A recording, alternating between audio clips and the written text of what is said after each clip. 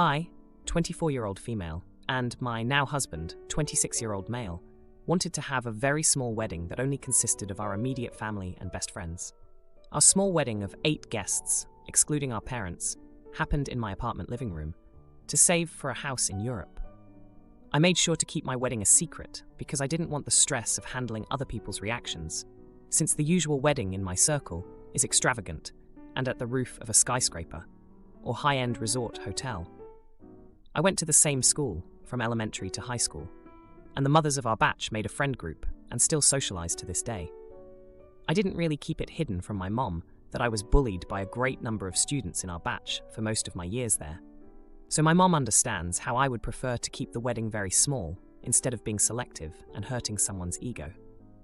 In school, the people who openly bullied me stopped when one of them stood up for me in middle school. We became best friends since, and she attended my wedding. 2 girls who transferred in later and didn't bully me also became my best friends and were invited to my wedding. I consider all 3 of them my maid of honor, MOH. We finally posted the wedding and lunch party on social media, and my mom's group chat was filled with surprise. I was the first in my batch to get married, and sadly, there were fewer congratulations and more angry people expressing betrayal because they weren't informed of from as far as my engagement. They expressed that it was similar to their best friend getting married without getting invited or informed at all. I felt confused by this because these people were neither my best friends, nor was I best friends with their child in school. Nevertheless, I told my mom to use me as the excuse to dampen the fire, as I, the bride, wished for this secrecy and not my mom. They instead insisted that it shouldn't have mattered because a mother's decision triumphs over a daughter's. After my mom's attempt to reassure them, they turned to painting me as the opportunist narcissist who only cares for herself since I didn't inform them of my wedding, and for using my MOHs for an extravagant wedding, which was far from the truth. A selective group of the parents, in my mom's friend group, started pitting fights between my MOHs and me by personally messaging the MOHs. When that didn't work, they pitted my MOHs' moms against each other, which unfortunately somehow worked. My mom, being overwhelmed by all this, blocked the people fanning the flames. They took this as evidence to show how the apple doesn't fall far from the tree, and how easy it is for my mom to throw away more than a decade of friendship. Since I moved to Europe with my husband, my mom is isolated. My father is busy with work, and my brother is busy studying abroad. I feel awful when I video call her, and she seems depressed seeing her closest friends now scared to even reply to her chat. Thanks so much for your encouraging words and feedback, guys. This really helps me ease my worries. I'll be visiting my mom for a whole month soon. I'll take this time to bring my mom to hobby groups to help her find new friends. Thank you for the suggestions. Now, for a few comments before the update. Comment 1. This woman was never your mom's friends. They are status seekers and pot stirrers who want to know everyone's business. Your mother respected you and what you had been through, so she didn't inform them of something happening in the life of her extended family, you. I am sure your mother is hurting. Just like it hurts in middle school, it hurts as an adult when your friend group turns on you. Can your mother come and visit you for a vacation to get away from the reminders? Not the idiot. Comment 2. Not the idiot. Looks like the bullying jerks apples didn't fall far from the bullying jerks tree. Good for you for having your wedding for you. Good for your mom for standing up for you to this group. Shame on the group for making your wedding about them and their feelings. Maybe if their kids were decent human beings, they would have been invited. Now, for the update. Hey everyone, I just wanted to say a huge thank you for all the support on my last post. It's been a chaotic couple of weeks, and I've got some updates that I think you'll find pretty shocking. So, remember how I mentioned that my mom's friends were upset about not being invited to my small wedding? Well, things escalated quickly. One of the moms, let's call her Karen, decided to throw a celebration of friendship party, which was really just an excuse to exclude my mom and talk trash about our family. My mom found out about it when she saw pictures on social media, and it really hurt her.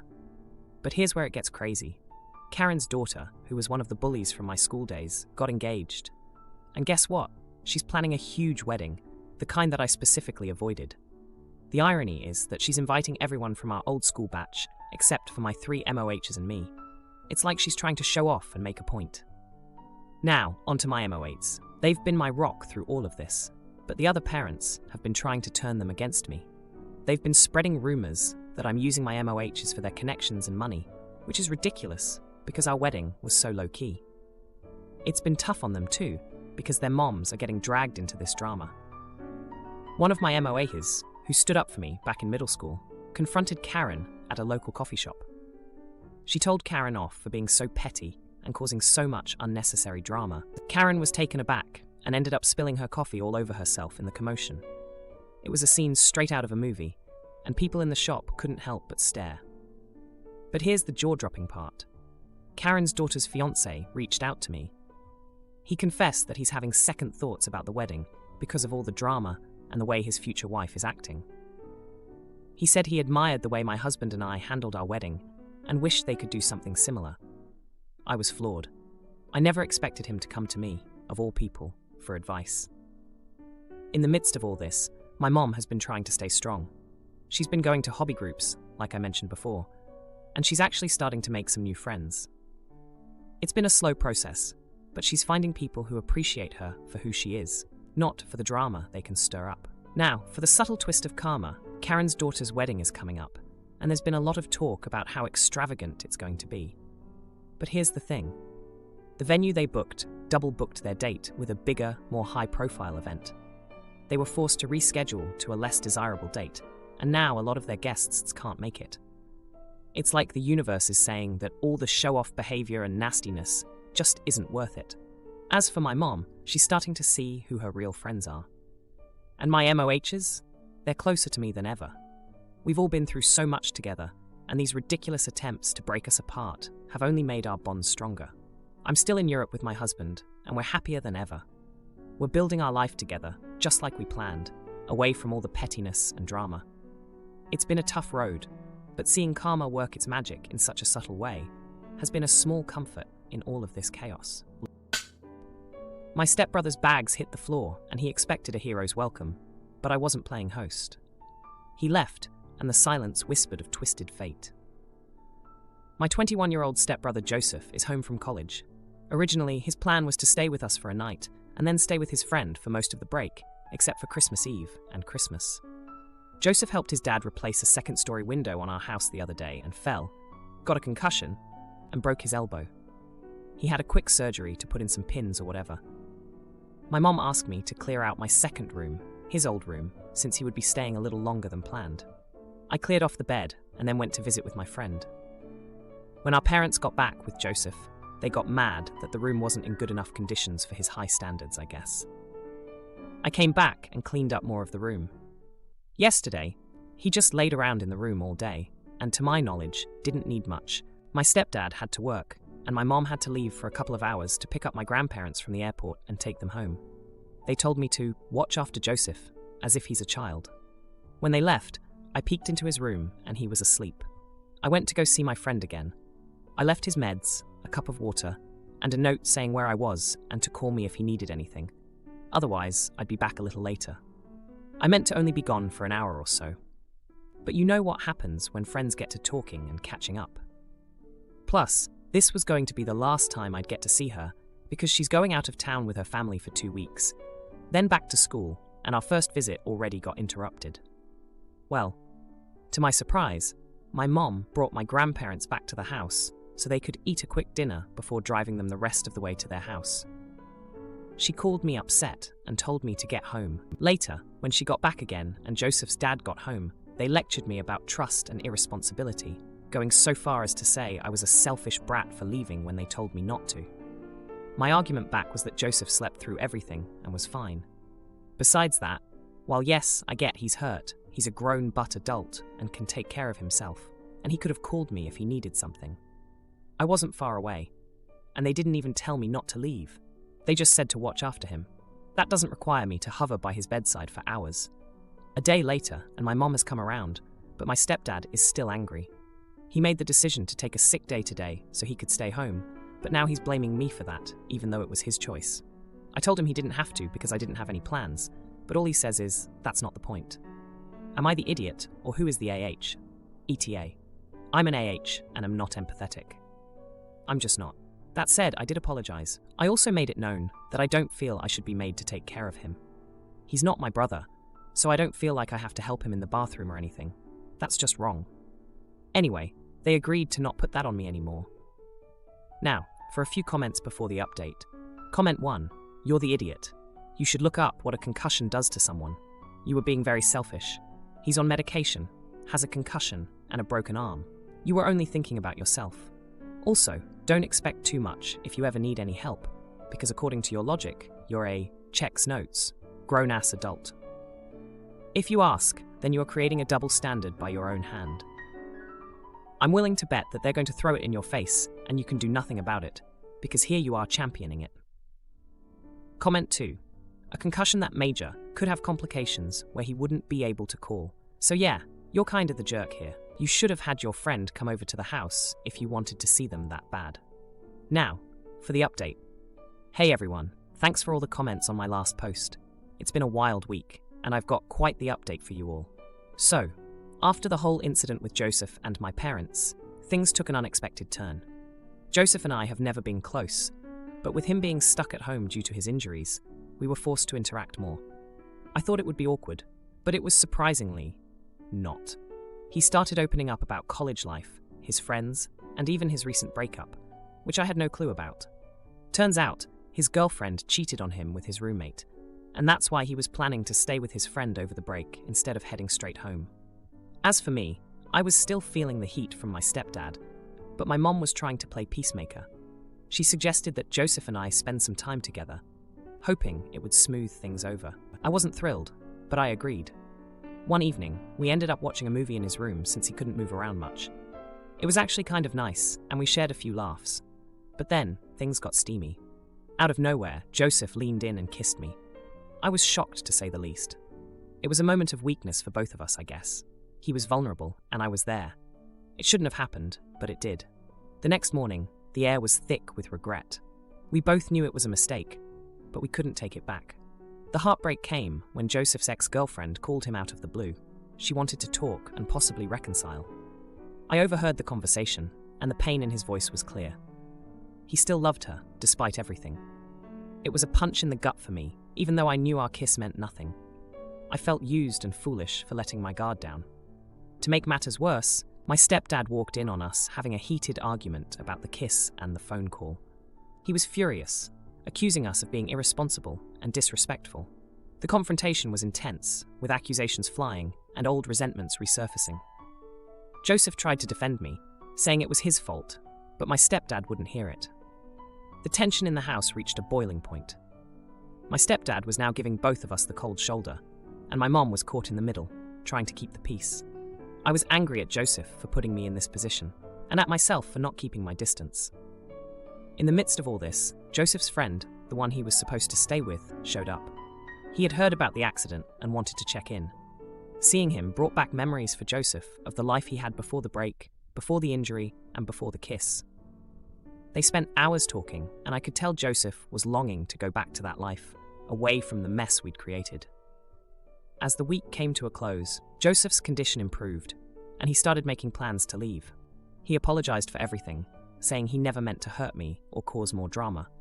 I accepted his apology, but the damage was done. Our relationship, whatever it was, would never be the same. And so, here we are.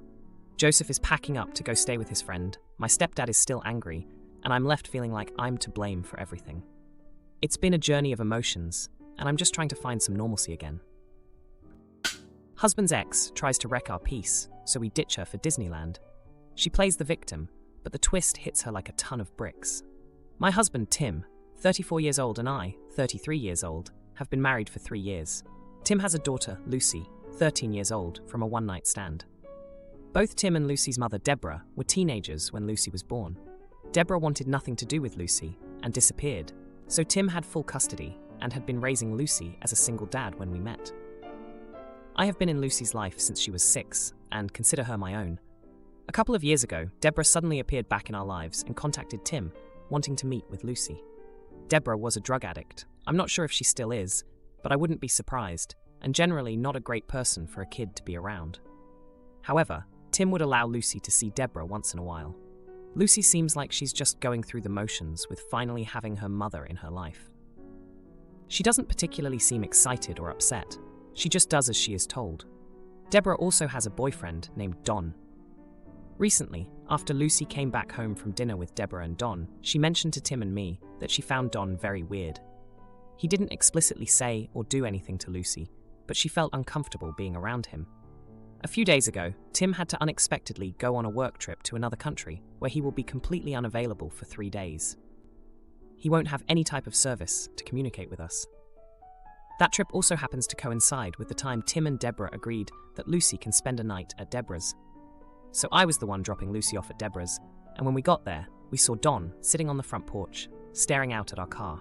I looked at Lucy to see if she still wanted to go in, and by the look on her face, I asked her if she wanted to go get ice cream at Downtown Disney instead. We live near Disneyland, and Downtown Disney is the shopping area right outside the park.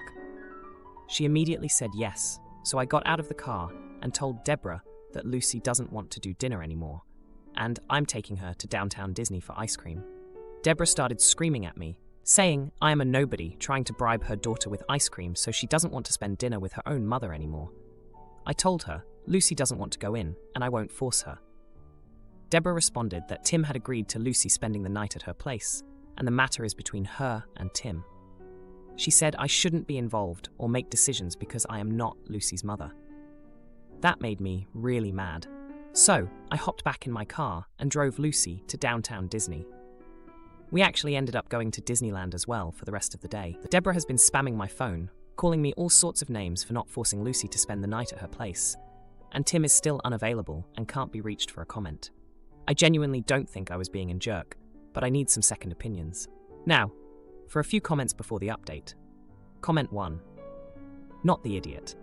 Tim agreed she could spend time with Deborah, not Don. You are currently acting in place of the legal parent. Tim trusted you with his daughter. He agreed to one thing, a night between Deborah and Lucy. You were presented with another thing, time between Deborah, Don, and Lucy has already stated she is uncomfortable with Don. Mute her calls, don't block so you have records. Talk to Tim when he's available. Comment 2.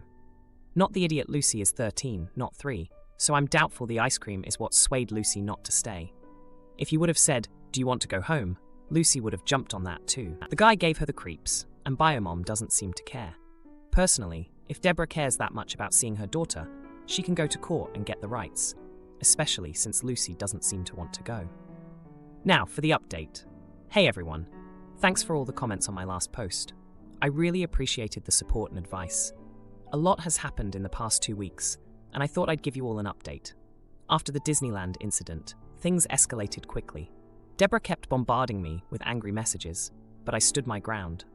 I knew I had made the right call for Lucy's safety and well-being.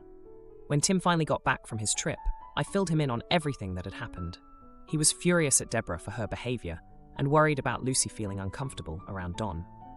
Tim decided to have a serious talk with Lucy about her feelings towards Deborah and Don. It turns out, Lucy had been feeling uneasy around Don for a while, but didn't know how to bring it up. She was afraid of causing trouble or upsetting her dad. Tim reassured her that her feelings were valid and that he would always prioritize her safety and comfort. With Lucy's feelings out in the open, Tim confronted Deborah. He told her that Lucy's comfort was non-negotiable and that if she wanted to be a part of Lucy's life, she needed to respect her boundaries. Deborah was defensive at first, but when Tim threatened to limit her access to Lucy if things didn't change, she agreed to have Don keep his distance during her visits. In the meantime, Lucy and I have been spending a lot of quality time together. We've been bonding over baking sessions, movie nights, and even started a small garden project in the backyard. She's been opening up more, and I can tell she's feeling a lot happier and more secure. But the real shocker came when Deborah called us out of the blue, sounding very different. She admitted that she had been going to therapy and was working on getting her life together. She apologized for her past behavior and for not considering Lucy's feelings. It was a conversation none of us expected, but it was a step in the right direction. Deborah's change in attitude was surprising, but what came next was even more unexpected. One evening, while Lucy was at her place, Deborah's boyfriend Don showed up unannounced. Lucy texted me immediately, feeling anxious. I was about to head over when Lucy sent another message saying Deborah had stood up to Don, telling him to leave and that he wasn't welcome around Lucy anymore. This confrontation seemed to be the turning point for Deborah. She finally saw Don's true colors and how his presence affected Lucy. After that night, Deborah ended things with Don for good. It was a jaw-dropping moment for all of us, but especially for Lucy, who finally saw her mother standing up for her. Since then, Deborah has been making a genuine effort to rebuild her relationship with Lucy. She's been more attentive and respectful, and it's clear she's trying to be the mother Lucy deserves. Lucy is cautiously optimistic, and I can see the hope in her eyes that maybe, just maybe, things could be different. As for Tim and me, we've been working together to support Lucy through these changes. We've had long discussions about boundaries, trust, and how to move forward as a family. It's been a challenging time, but it's brought us closer together. And just when we thought things couldn't get any more intense, Tim surprised Lucy and me with a family trip to Hawaii. He said we all deserved a break from the drama and a chance to relax and enjoy each other's company. It was an incredible trip, filled with laughter, adventure, and some much-needed relaxation. If you like this video, you'll probably like these too. Also, while you're here, please consider subscribing. It's your support that keeps this channel alive and allows me to make better and longer videos. Have a great day.